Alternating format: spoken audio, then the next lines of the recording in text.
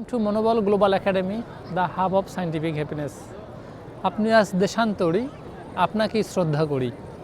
আপনি আজ দেশান্তরী, আপনাকেই শ্রদ্ধা করি। আর আমাদের জীবন কত সংক্ষিপ্ত দেখেন যে অধিকাংশ মানুষ আমরা যারা একটু পড়ালেখা করি তারা হচ্ছে যে চাকরির জন্য হোক বা কর্মব্যস্ততার জন্য হোক, উন্নত জীবনের আশায় হোক, পুশ ফ্যাক্টর বা পুল ফ্যাক্টরের কারণেই হোক। পুশ ফ্যাক্টর মানে হচ্ছে যে জোর করে আপনাকে থাকতে দিচ্ছে না, আপনি যে পরিবেশে আপনি জন্ম হয়েছেন, কারণ আপনার খাদ্য বস্ত্র বাজার শিক্ষা চিকিৎসার দরকার আছে। আর পুল ফ্যাক্টর মানে আপনি একটা লোভে পড়ে গেছেন। লোভে মানে কি, এটা ভালো যে আপনি একটা উন্নত জীবন, উন্নত অর্থ সম্পদের জন্য আপনি যে জায়গায় আছেন সেখান থেকে, যে জায়গায় জন্মগ্রহণ করেছেন সেখান থেকে আপনি অন্য জায়গায় চলে গেছেন উন্নত জীবনের জন্য। এটা পুশ ফ্যাক্টর এবং পুল ফ্যাক্টর বলে।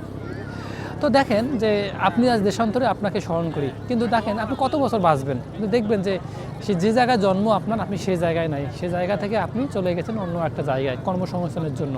কিন্তু অনবরত আপনি ফিল করেন, আপনি কি ফিল করেন, যে আপনি ফিল করেন আপনার দেশকে, আপনি ফিল করেন আপনার পরিবারকে, আপনি ফিল করেন আপনার মা বাবা, ভাই বোন, গ্রাম প্রতিবেশীকে। অনেক সময় দেখতে চান তাদেরকে, কিন্তু যেতে চান কাছে, কিন্তু যেতে পারেন না।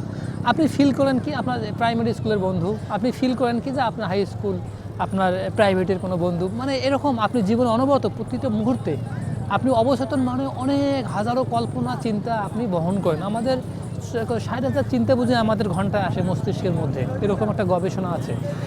তো দেখেন যে অনবরত চিন্তা নিয়েই এবং আমাদের জীবনের সময়গুলো আমরা পার করছি। দেখবেন যে এই দেখতে দেখতে এই তো মনে হয় সেই দিন, কিন্তু আপনি কত বড় হয়ে গেছেন, কত কত পরিবর্তন এসে গেছে জীবনে।